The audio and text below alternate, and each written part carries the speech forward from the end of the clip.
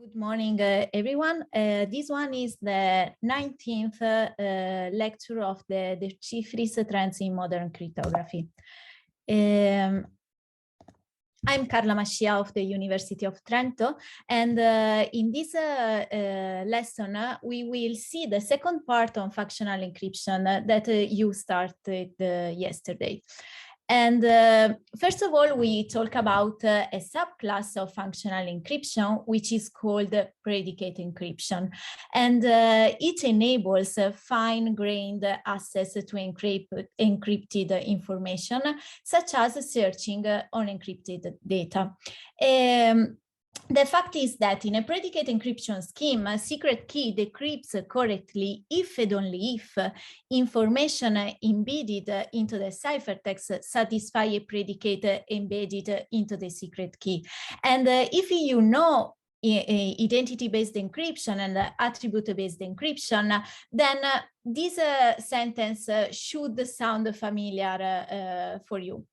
Then we'll give the definition, the formal definition of predicate, and the predicate is a Boolean function from an arbitrary set A to the element 0 or 1, which represent the logical values false and true respectively. Then predicates allows to perform different queries, as for instance, you have the equality. So if your predicate depends on B and you evaluate your predicate in A, then it returns 1 if and only if A is equal to B. And another more complex query that you can do is for instance, this one, the disjunction equality, that it depends on B or B prime, and if you evaluate the predicate in A, then it is equal to 1 if and only if either A is equal to B or A is equal to B prime. And then you have a lot of other queries. So we are ready to give the formal definition of predicate encryption. Then, first of all, you have that the plain text is a pair, and the pair consists of an index and a payload. The payload message actually is the message that you want to encrypt. So the predicate encryption scheme is defined in terms of a polynomial time predicate that goes to k times I, from k times I to 0, 1, and the functionality is over k times I times m, and it is defined this way. So you take in input a key and a plain text, and then the functionality returns m if the predicate evaluated in k and in the index is equal to 1, otherwise you obtain a failure symbol. So the idea is this one. If C is the encryption of a plain text using the public key, and you have the secret key associated with a key, then the predicate, if the predicate evaluated in K and in the index is equal to 1, then the decryption reveals the payload M. Otherwise, the decryption does not reveal anything new about M. Okay, so if the predicate is satisfied, then the decryption gives you the payload message. Otherwise, you don't obtain nothing new. And then we have to distinguish between two cases. The first case is when the index is readable from the ciphertext. And in this case, we say that this one is a public index scheme. And if the index is not readable, then we have the private index scheme.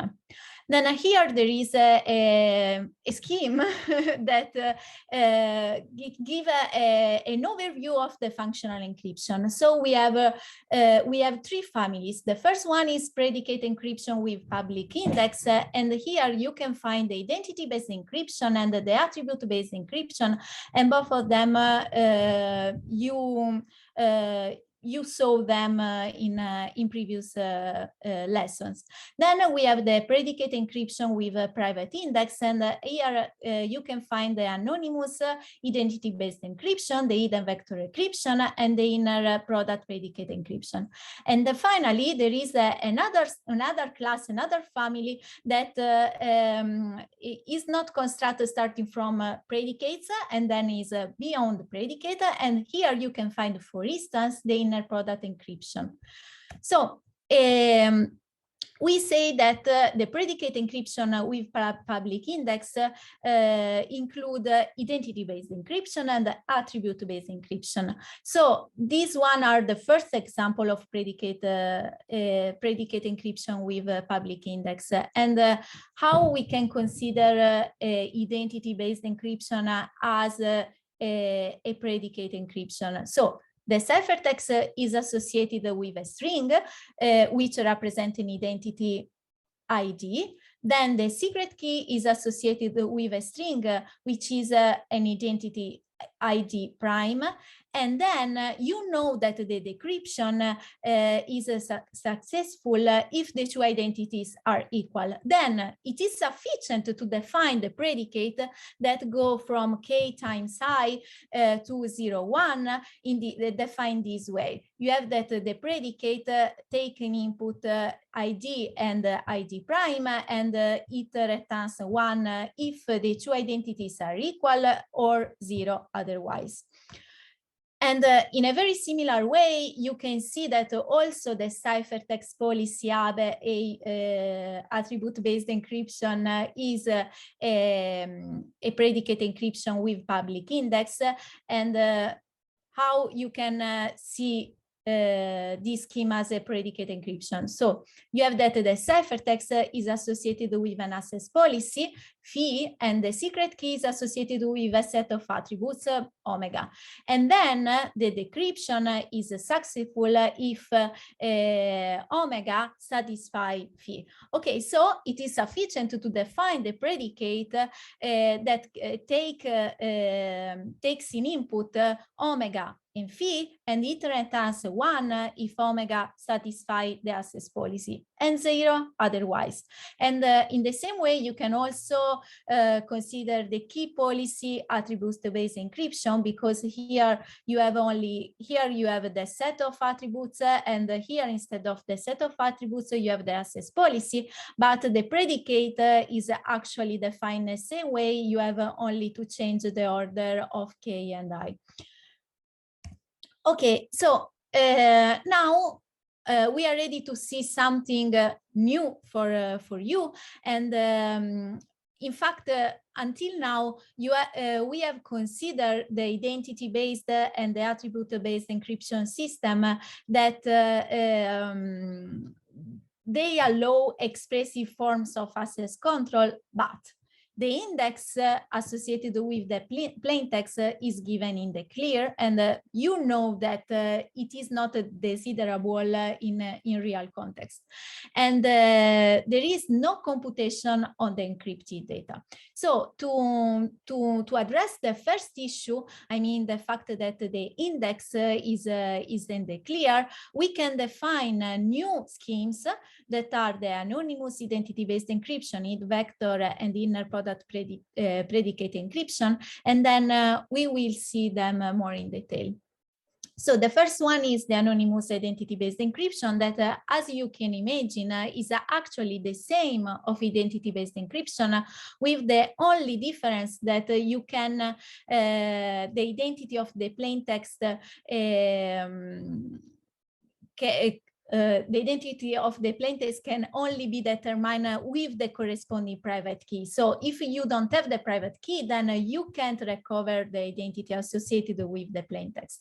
And one very interesting features of the anonymous identity-based encryption system is that you can use it to construct a public key encryption with keyword search schemes. Indeed, you can construct schemes that allows an encryptor to make a document searchable by keywords. And this class is very interesting and is known as a searchable encryption. As a note, you have that as a remark, the first scheme of anonymous identity-based encryption based on the decisional linear assumption was introduced by Boy and Waters in 2006. Sorry. Okay. So the second scheme of predicate encryption with public index is the hidden vector encryption that was introduced in 2007 by Bonnet and Waters. And then we need to define the spaces, and then we have the key spaces, the key space, and the key space is the set of vectors with length n, and the components of the vectors are 0, 1, or a symbol, a special symbol that usually it is a star, and it is also called don't care. And then you have the empty key as usual. Then the index space is the set of the vectors with length n of 0 and 1. And then the plain text space is given by the Cartesian product between the index space and the payload set. And finally, you have the predicate that is defined on k times I, and it is given by, if you take in input k and w, then the predicate returns 1 any times k, the ith component of k is equal to the ith component of w, except when the ith component of k is equal to star. So in this sense, we have that the star symbol is a don't care symbol. So you should have the equality between k and w everywhere in any components, except when the components of k are stars. And the hidden vector encryption supports the evaluation of conjunctive equality, comparison, subset operation between attributes in ciphertext and attributes in secret keys. And moreover, it supports the conjunctive combination of the above mentioned primitive predicates. And it's time of the third scheme of predicate encryption with a public index, and is the inner product predicate encryption that was introduced in 2008 by Katsai and Waters. And then the key space is the ring of integer module a prime p to n, and then you have also the empty key as usual. Then you have the index space, which is zeta p to n. The plain text space is the Cartesian product between I and the payload set.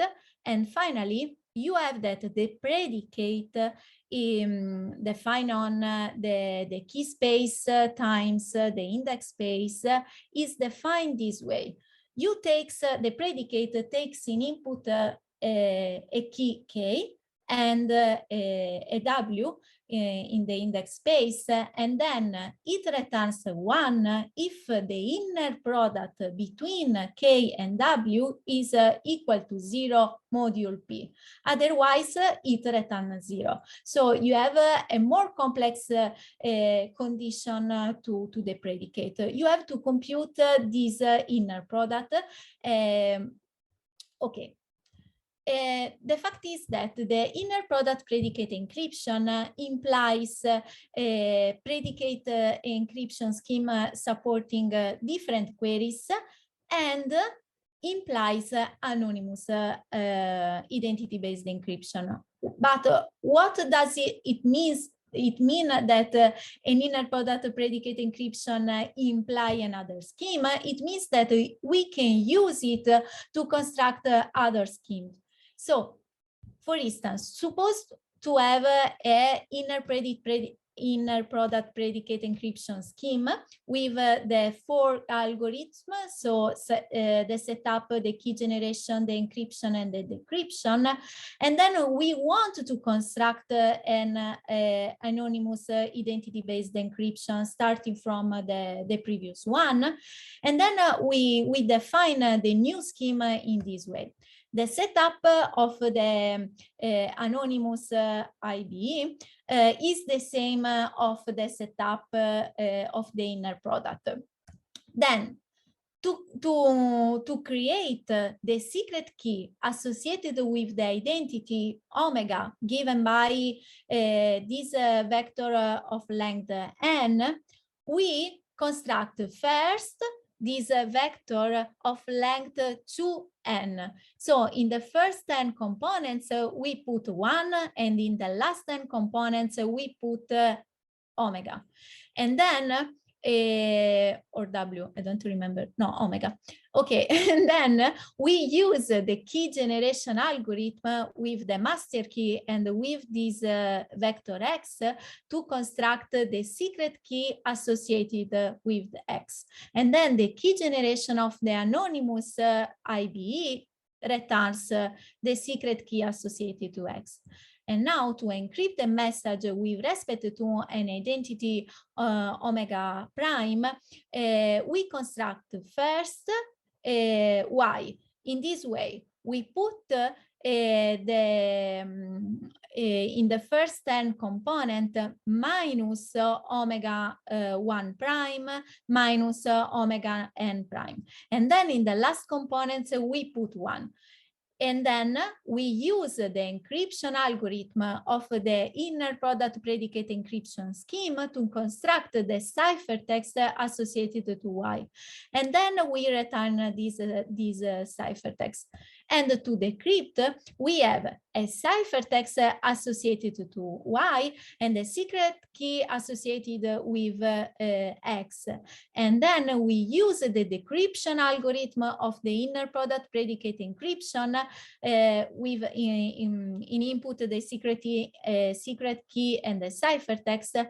And then we obtain the decryption if and only if the inner product is equal to 0.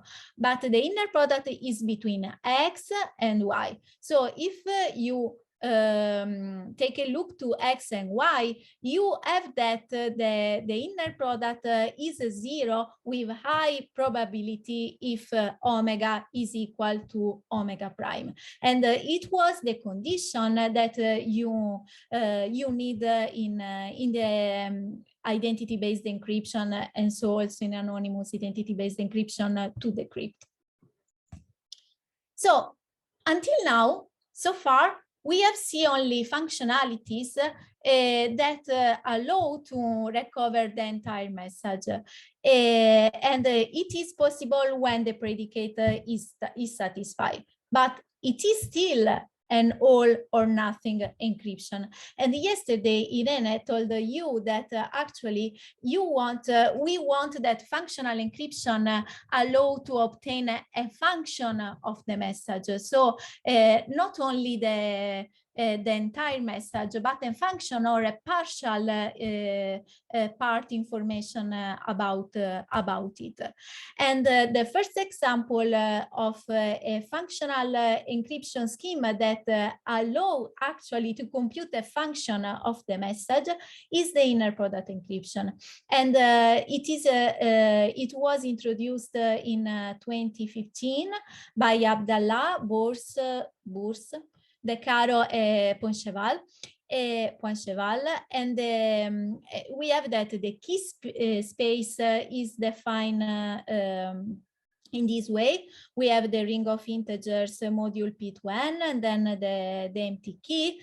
We have the plain text space, which is again the ZP to N, and the functionality. Now the functionality, not the predicate, takes in input a key, a W, and then you obtain here the inner product. So the result of the functionality and then the result of the decryption is actually exactly this inner product. So in the inner product predicate encryption, you have that if this inner product is 0, then you can decrypt, but then you obtain the entire message. In this case, the result is not the entire message, but it is the result of the inner product.